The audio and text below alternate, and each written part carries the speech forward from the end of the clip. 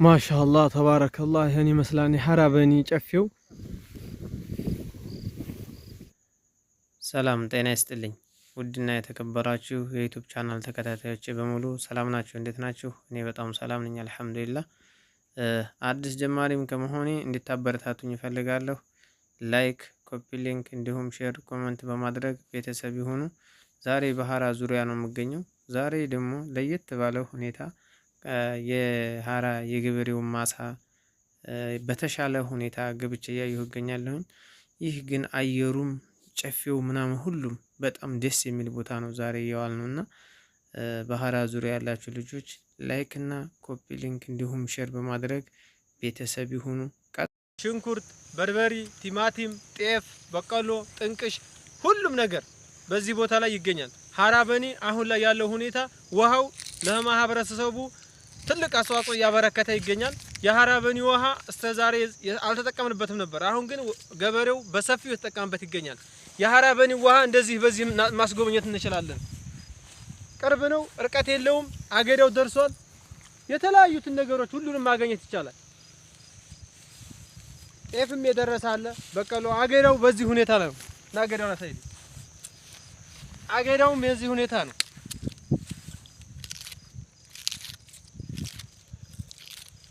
አላሁ አክበር እና ሁሉም ነገር እንደዚህ ነው።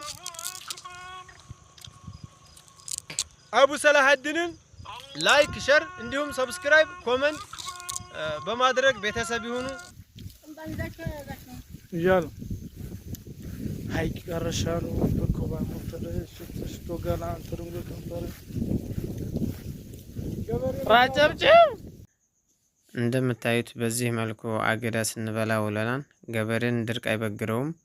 ቀን 11 7ኛው ወር 2017 ዛሬ ሰኞ በዚህ መልኩ አገዳን እየበላን እንገኛለን። አገዳው በመስኖ ውሃ ተጠጥቶ ያደገ ነው። ምንም ነገር ችግር የለበትም።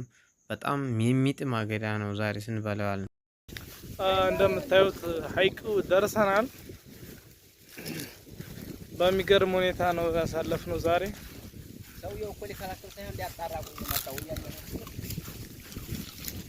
ወንደላና ሲያጣ ነው እንደዛ። ያምራን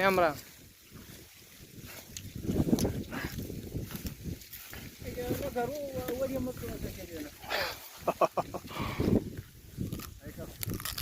ዋው ጋር እንደው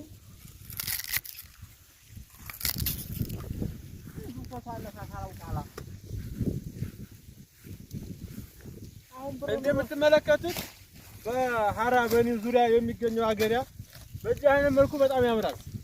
አገዳው በዚህ ሁኔታ ላይ ነው ገበሬቱ እየተንከባከቡ ያደረሱት። እንደምታዩት